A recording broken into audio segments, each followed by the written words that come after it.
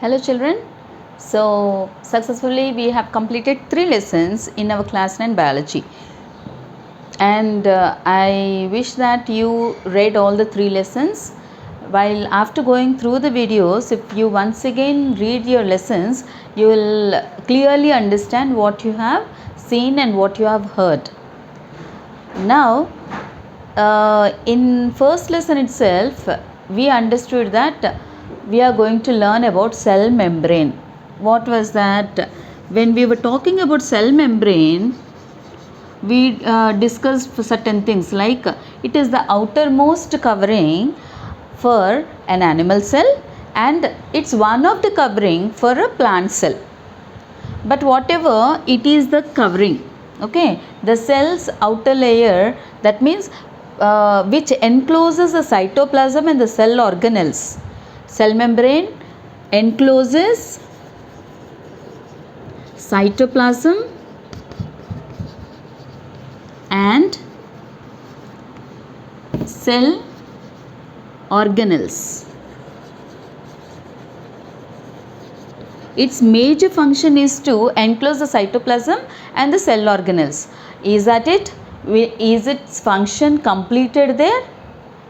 Actually, when we learnt in first lesson, we understood that there is a lot more to be told about cell membrane than what we were discussing in that particular lesson. For that, I also told you that in lesson 4 we are going to learn more about it.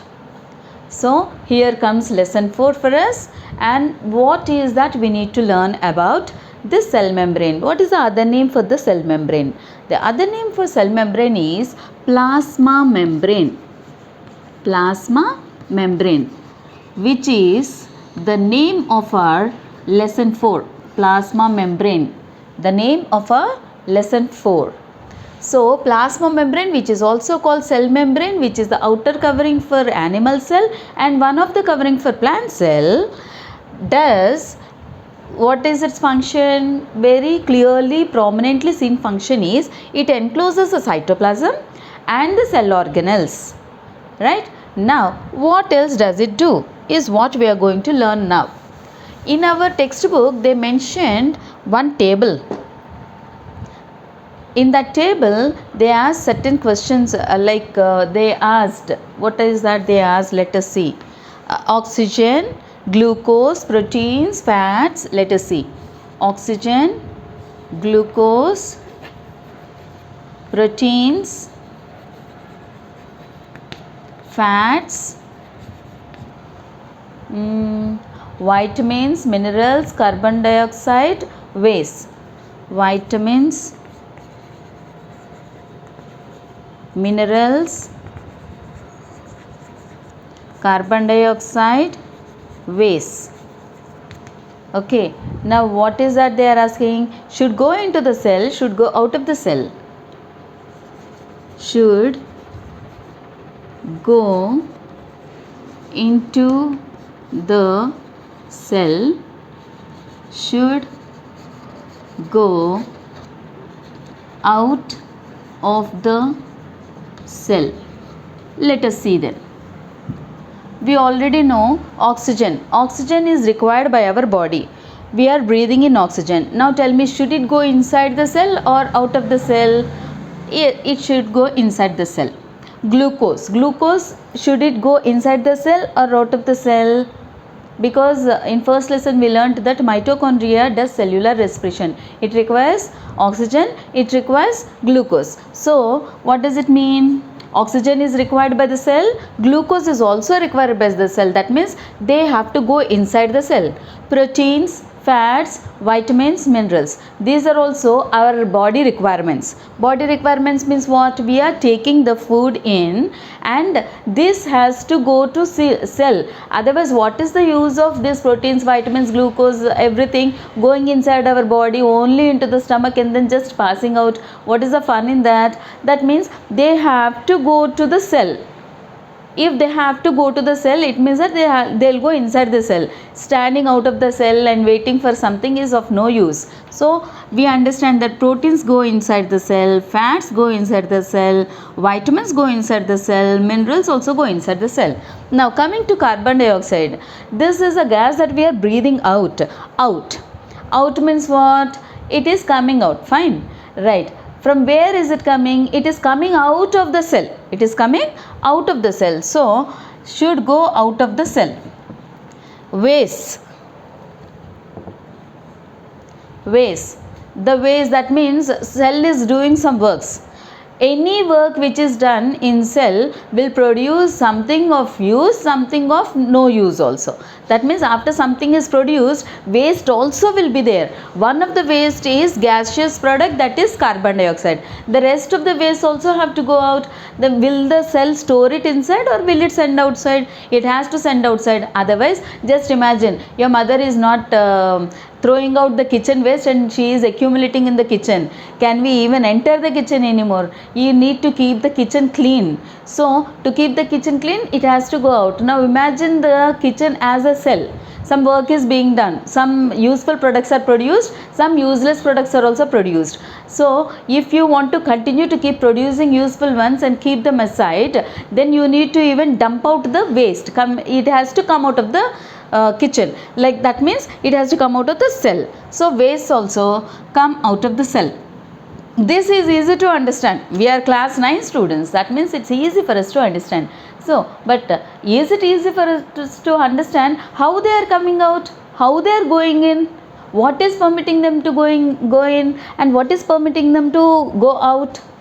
Is there any specific way, or like for example, our house is there, I know to whom to permit inside and I know to whom I have to send outside. For example, like kitchen waste and all, I have to throw them out. And some vegetables, fruits and all, from outside I have to permit them in. I know what I have to do. What I do, I scrutinize. I check. What is useful, I will keep in. What is useless, I'll throw out.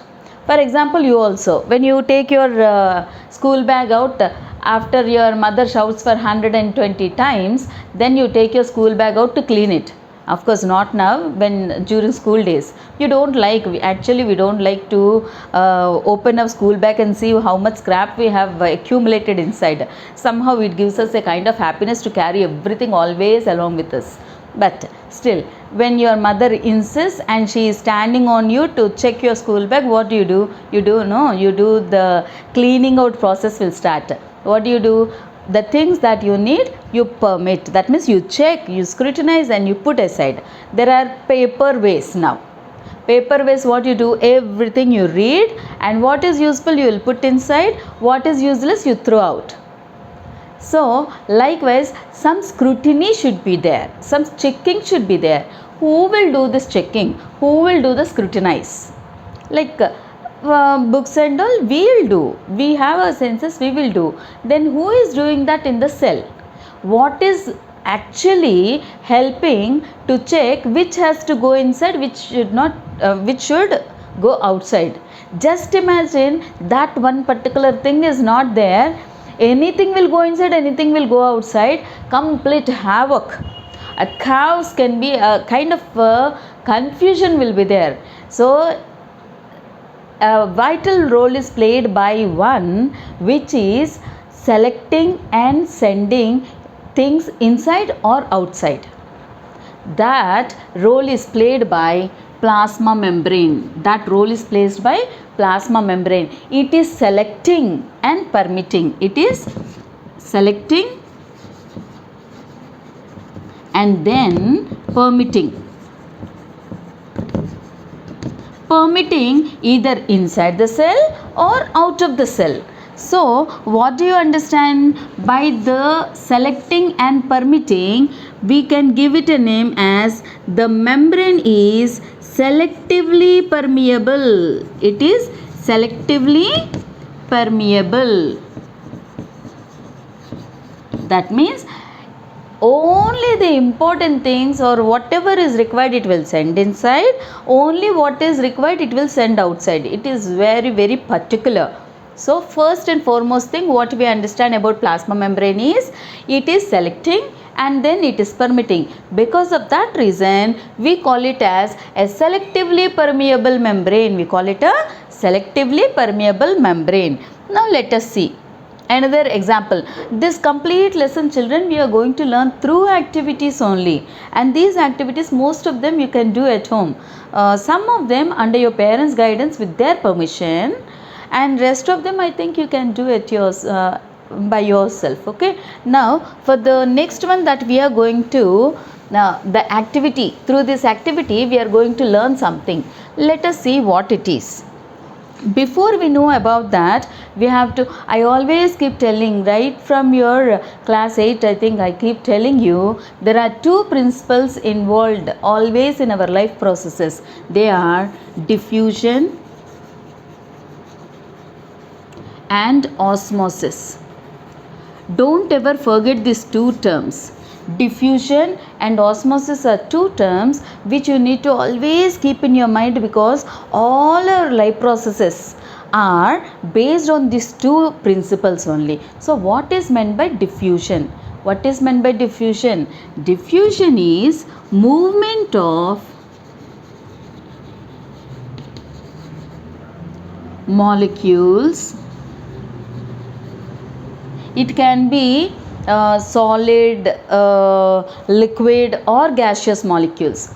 Movement of solid, liquid or gaseous molecules from higher concentration to lower concentration. Children, I am writing like this for your understanding. Okay, I just cut it short. Now let us see.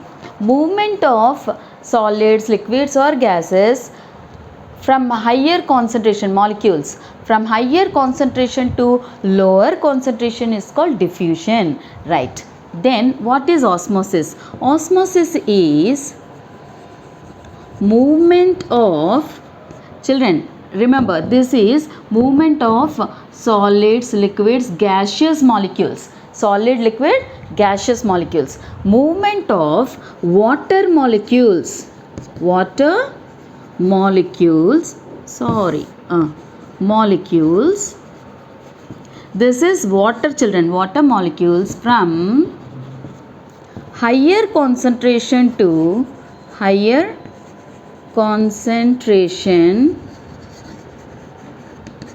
to lower concentration. This is called osmosis. Remember these two terms and their meanings, like what do they mean. Okay, now let us say diffusion, movement of solids, liquids, gaseous molecules from higher concentration to lower concentration is diffusion. Osmosis, movement of water molecules, only water molecules, children, forget about solids, liquids and gases. Water molecules from higher concentration to lower concentration is called osmosis. Okay, next session we will learn more about it. Bye.